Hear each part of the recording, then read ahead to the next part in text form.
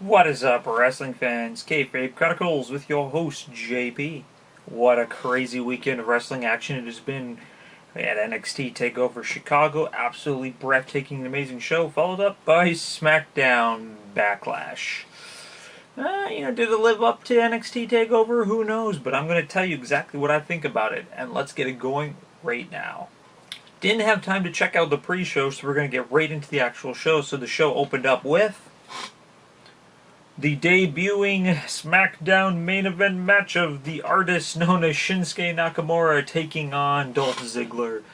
I'm just gonna flat out and not sugarcoat this. I cannot stand the artist known as Shinsuke Nakamura gimmick that they have going for him right now. Like, just call him Shinsuke. Like, you don't need to add any stuff on him. Everyone knows who he is. Everyone's been following him for a while. He's been in WWE for over a year now. We know who he is.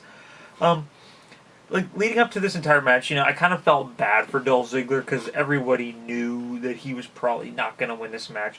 But if you want to have a guy have a good opening impression, put him against Dolph Ziggler. That's the thing. Dolph Ziggler's is always going to put on phenomenal matches. It just kind of sucks that he's kind of known as that guy. He's known as the jobber to the stars, essentially, most of the time. Overall, Shinsuke comes out, audience loses their mind. Everybody's talking about how great his WrestleMania entrance is going to be in this upcoming year. Kind of jumping the gun there a little bit. But yeah, overall, match itself was exactly as you expected. A lot of great stuff between them. They had really good chemistry. Some parts that I really liked was Dolph Ziggler, having a lot of really good almost wins against him, like a super kick to the back of the head, hit Shinsuke with the zigzag, couldn't get him.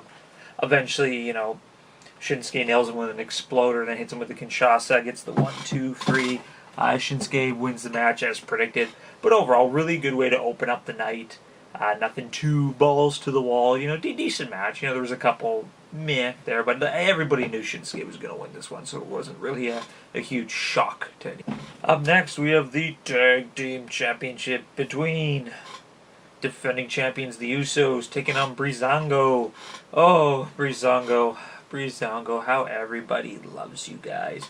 I've been a huge fan of Tyler Breeze ever since his NXT days, and I just felt like the past little while that he's been kind of, ever since he moved to the main roster, he's kind of been the laughing stock, the joke of the main roster, essentially, and this match was really no different.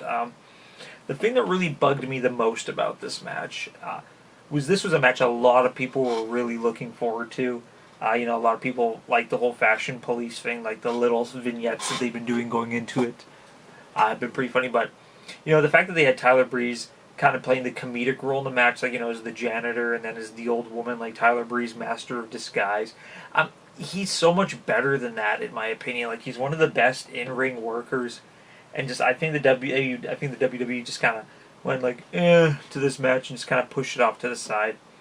Wasn't really a lot going on. There was a lot of good, comedic stuff that was going on. I'm not personally a fan of that, even though I love the comedy. But overall, the match, there was some hot action near the end. Pretty much the Usos ended up getting the super kick and all the splash and all that, and they ended up retaining the tag team championships. But overall, I think the match could have been so much more, and I really think WWE really dropped the ball on that one. So hopefully Bri Xango gets another opportunity, or they push Tyler Breeze in the singles thing. But yeah, he deserves way much more than this whole goofy gimmick that he's doing right now. Up next, we have, that's right, my favorite underground, the underdog from the underground, Sami Zayn taking on Baron Corbin.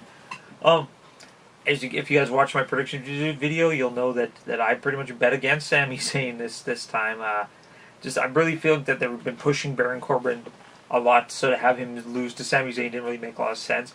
But overall, the match was really, really impressive. Both guys really gave it their all, and they really worked great against each other. One spot I really enjoyed, Baron Corbin was on the outside of the ring. Sami Zayn ran. He was going to do his standard, flip suicide planche over the top rope. Baron Corbin got out of the way, so instead of that, Sami Zayn kind of bounced off the ropes and did a moonsault back into the ring and landed on his feet. Went hey, and meanwhile Baron Corbin just, oh yeah, real impressive. That was a really cool spot. Uh, just so much good stuff going on. Both guys were just hitting it with everything they had. Baron Corbin hits the deep six. Sami Zayn kicks out. Baron Corbin just out muscling Sami the entire match, and just Sami just like digging down. I fighting. I can do this. I can do this. And eventually, like near at the end of the match, like he gets Baron Corbin back in the ring and he hits him with the haluva kick. As I really like when Sami Zayn does that. I really like the haluva kicks out of nowhere. Not a fan of the whole like setting him up and like going for it. I just like where the guy climbs into the ring and just gets hit with it. Like he beat Sheamus a while back with that same thing. And yeah, he got the 3 count. Like Sami beat Baron Corbin clean, 1, 2, 3 in the ring, and just wow! Like I did not see that coming. But you know what? It's great to have that monkey off of Sami Zayn's back to see that where he can possibly go. Right now, maybe this is what he needs to get, kind of start getting those wins to move back into the title picture. But overall, great match, real good match. Immediately following this match is the 6-way, the I don't even know how to word the 6-pack women's challenge. Only that it's 2 teams of 3, where it's Charlotte as a face, and Becky Lynch going up against the Welcoming Committee. I just kind of feel bad, like I understand the way SmackDown does it is they really want to get all the women on the card every single pay-per-view because they are all very talented.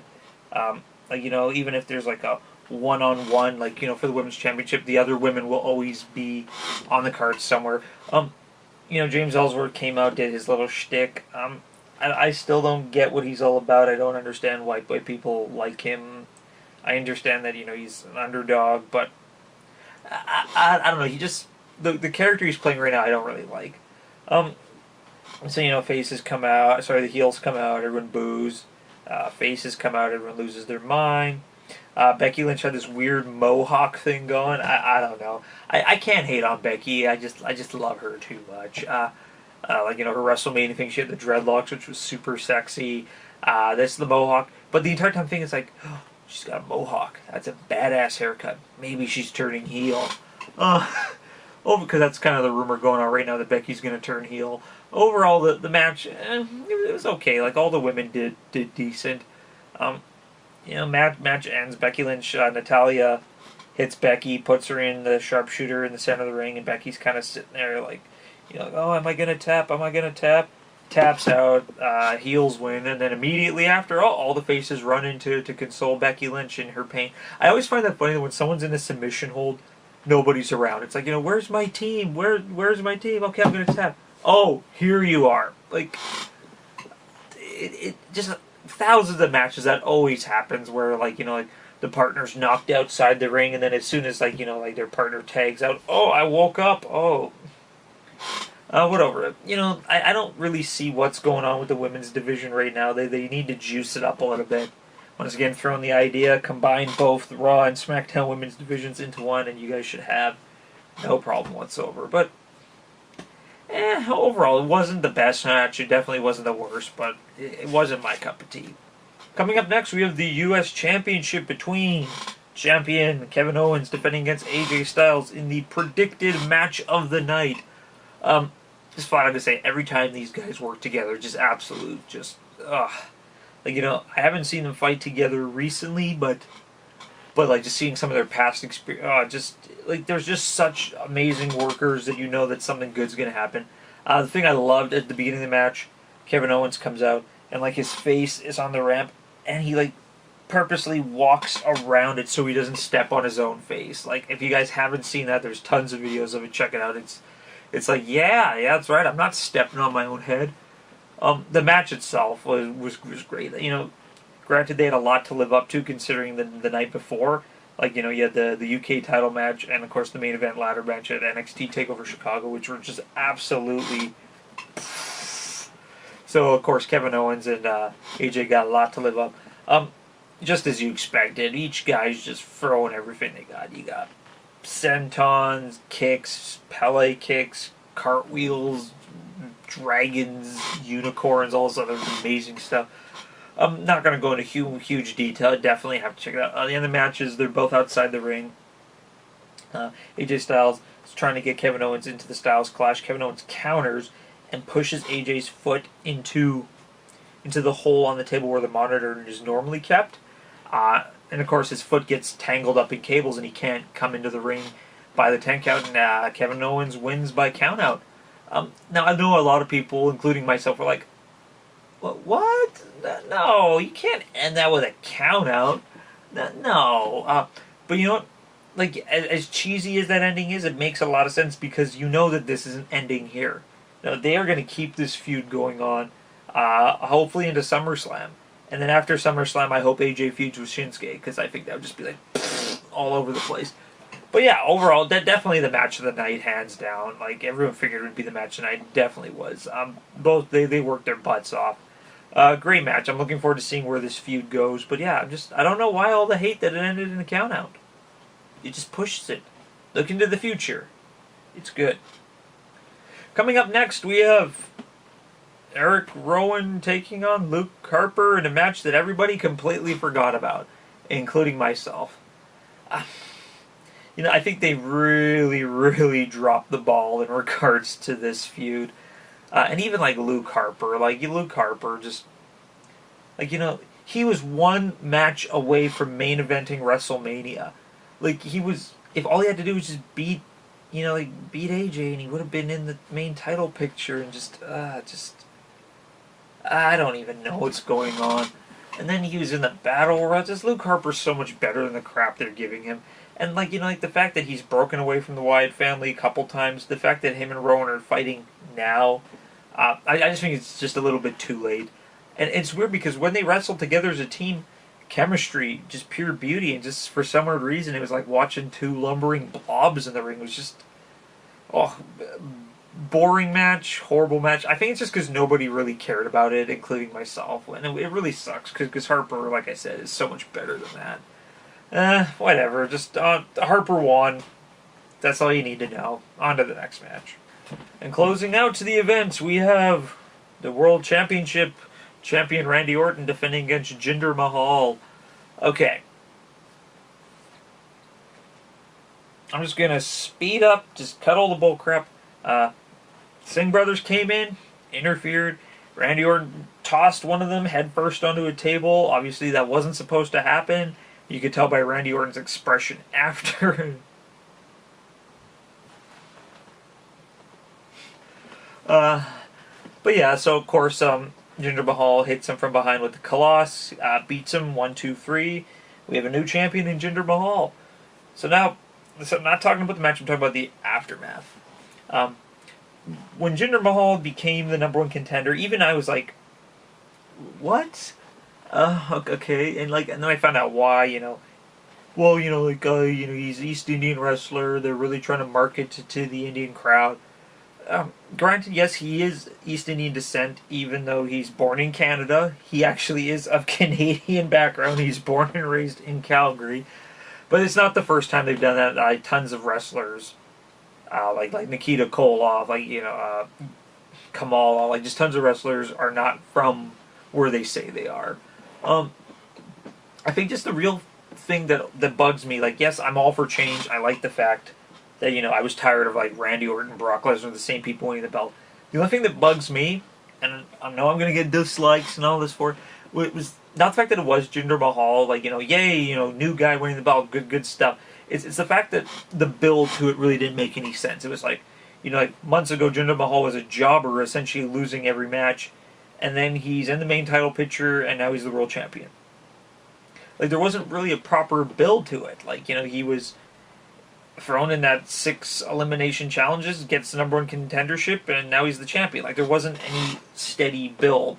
It just bugs me that, they put the title on people that really haven't really kind of earned it. Well, there's so many other guys on the roster that deserve it more, who've, clawed and waited and have, tried to get their opportunities and not. Jinder Mahal, I love a heel champion. I love the fact that we got a nice heel champion. He's essentially what Muhammad Hassan was supposed to be with WWE before he did that whole stupid terrorism angle thing. Am I mad that Jinder Mahal won? No. I'm looking forward to seeing what he does. I'm just mad that the fact of how it happened, Like they're just trying to cash in on a niche idea to try to expand into other countries. Is he going to do well? Possibly. Like, he plays his character very well. He's got the smug attitude. It's just really weird, though, that he's trying so hard to be a heel, but yet the audience was cheering for him. Like, during the entire match, there was, like, gender rules and, like, stuff like that. Exactly what were they saying? I even wrote down, let's go gender. Let's go gender, gender suck. But, like, he's like the opposite of Roman Reigns. Like, Roman Reigns is trying so hard to be a good guy and everybody's booing him. Ginger's trying so hard to be a bad guy and everybody's cheering him. It's weird. Like, I've always deemed that the World Championship, it's kind of a sign of honor. You want to put it on your best guy. Is this the right move at this moment? Maybe. Who knows? Couldn't possibly tell. I just kind of feel bad that, Bray Wyatt worked his butt off so long to get the championship, and then they kind of took it off him really quick, put on Randy Orton, and then Randy Orton cops it up really quick. So Bray Wyatt was essentially just a transitional champion, which sucks because he deserves a lot more too. But overall, I'm just gonna say I'm interested to see where the storyline goes. I'm interested to see what Jinder Mahal does with the belt. I'm interested to see what happens on SmackDown. Who knows? Yeah. Overall, it wasn't a great pay-per-view. It kind of, pretty much anytime any pay-per-view is on the day after an NXT takeover, and just NXT just demolishes it, and WWE really needs to take notice to this. That the fact that their minor league show is outshining their main roster, they should really, really focus on trying to make it better. Granted, NXT is full of a lot of up-and-comers that are going to do their best, work their ass off to get that main roster spot. Well, the main roster is kind of full of some people that are like, oh, whatever, I'm getting a paycheck sort of thing. But yeah, so if I have to compare the two, NXT TakeOver just kicked Backlash's butt. And just hands down. No, not even second-guessing it. Just, yeah. But hey, who knows what's going to happen. Still a fan of SmackDown. Still looking forward to seeing where this is going. So, that's all I got. So there you guys have it. What did you all think of Backlash? Let me know in the comment section below. Follow us on Twitter using the 2 name tags in the description. And also check out the Facebook page, also listed below. As always, crush that like button and subscribe to the station for more great videos. This is JP from KayFabe Chronicles, and I'll see you guys next time.